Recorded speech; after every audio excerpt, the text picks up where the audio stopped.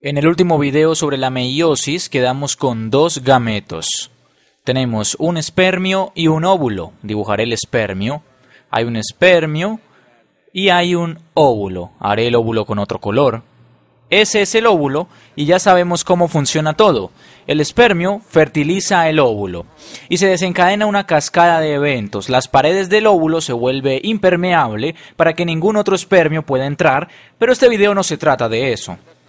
En este video nos enfocaremos en cómo se desarrolla este óvulo fertilizado una vez que se convierte en cigoto. Después de que lo fertilizan, recuerden que dijimos en los videos sobre la meiosis que cada uno de estos es haploide, que tienen la mitad del ADN.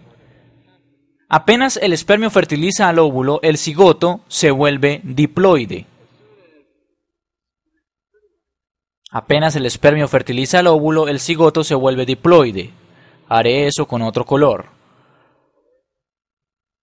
Ahora tenemos un cigoto diploide que tiene el complemento 2N del ADN o la cantidad completa que tendría una célula normal del cuerpo humano. Este es diploide y es un cigoto, que es una palabra bonita para decir óvulo fertilizado. Ahora está listo para convertirse en un organismo. Inmediatamente después de la fertilización, el cigoto experimenta una segmentación. Experimenta una mitosis, ese es el mecanismo, pero no aumenta mucho de tamaño. Esta de acá se dividirá a través de la mitosis en dos iguales. Y por supuesto cada una de ellas es 2N y luego esas dos se dividirán en 4 iguales. Cada una de estas tiene el mismo complemento genético que el primer cigoto y se siguen dividiendo. Esta masa de células la podemos llamar así. Esto se llama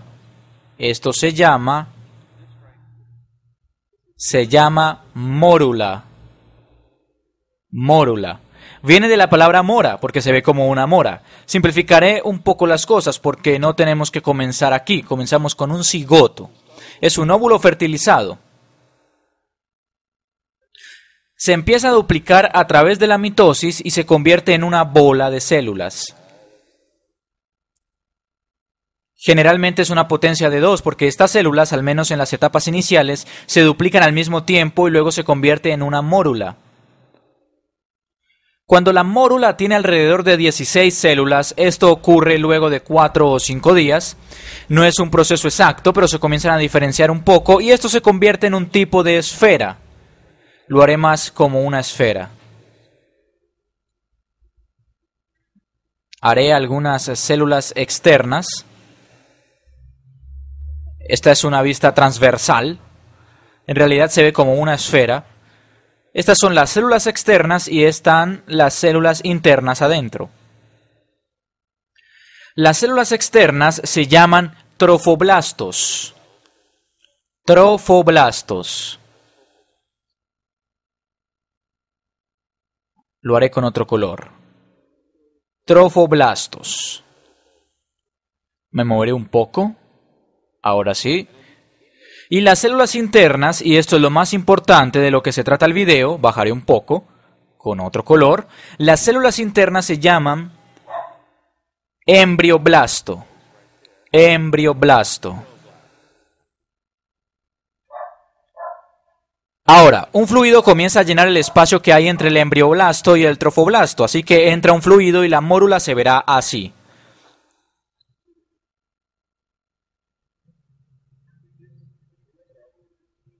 Donde el trofoblasto, o la membrana externa, se convierte en una esfera de células enorme. Todo esto ocurre mientras se siguen multiplicando, utilizan la mitosis, y ahora el trofoblasto se ve así, y el embrioblasto se ve así. Este es el embrioblasto, a veces se le llama masa celular interna. Masa celular interna. Lo escribiré. Masa celular interna. Esto se convertirá en un organismo. Solo para que sepan de qué estamos hablando, si hablamos de organismos mamíferos, nosotros somos mamíferos, lo que se formó luego del cigoto se llama mórula. Luego las células de la mórula se comienzan a diferenciar en el trofoblasto o las células exteriores y luego en el embrioblasto. Luego se forma este espacio aquí. Esto es solo fluido. Y se llama blastocele. Blastocele. Suena un poco extraño, la parte de cele en blastocele, pero una vez que se forma, se llama blastocisto. Todo esto de acá, bajaré un poco. Todo esto se llama blastocisto, en el caso de los humanos. Esto puede ser un poco confuso, porque muchas veces en los libros de biología nombran la mórula, luego la blástula o etapa de blatósfera. Anotaré esas palabras.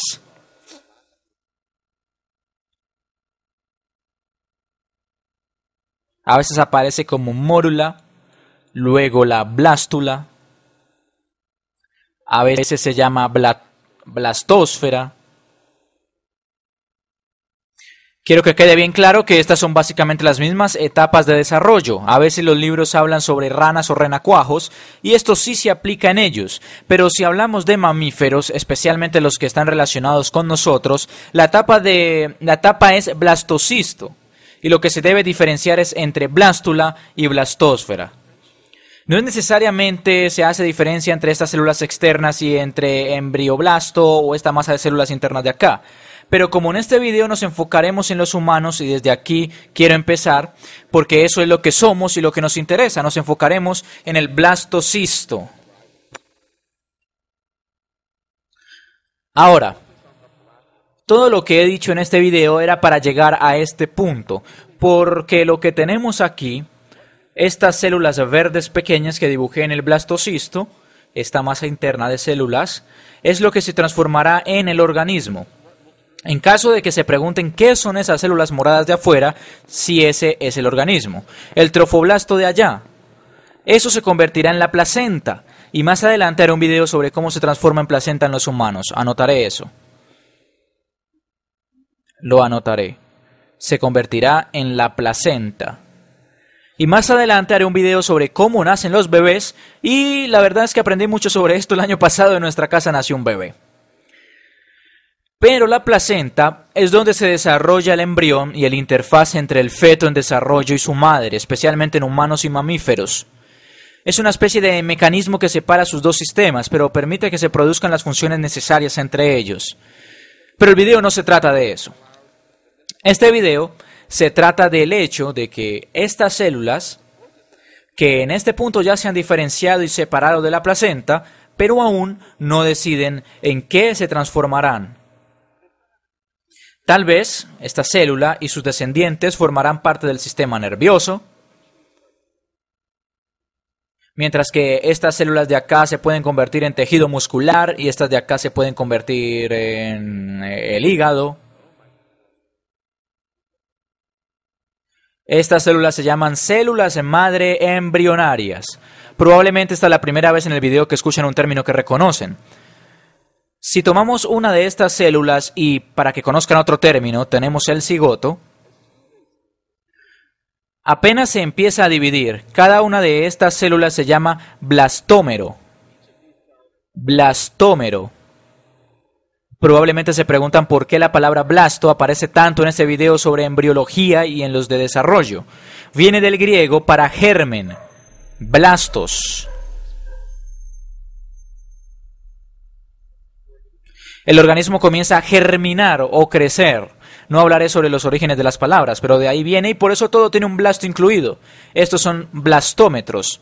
Cuando hablo de células madre embrionarias me refiero a los blastómetros individuales dentro de este embrioblasto o dentro de la masa de células interna.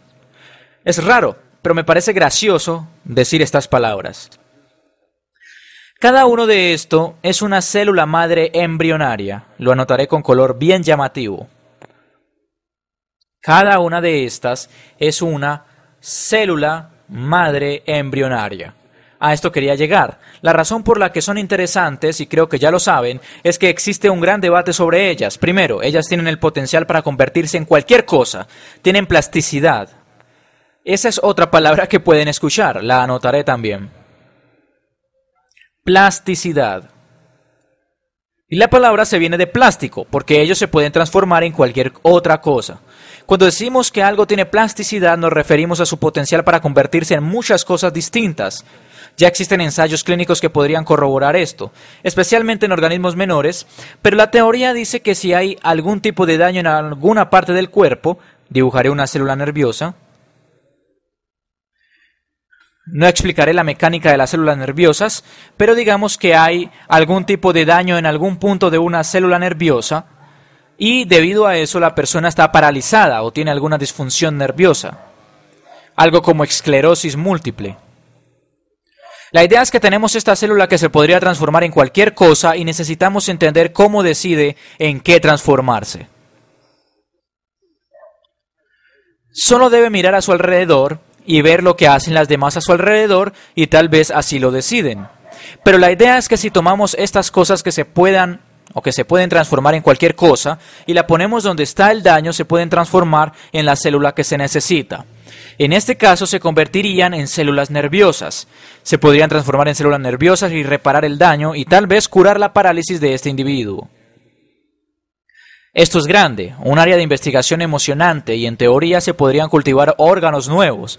Si alguien necesita un trasplante de riñón o de corazón, tal vez más adelante podríamos tomar una colonia de estas células madre embrionarias.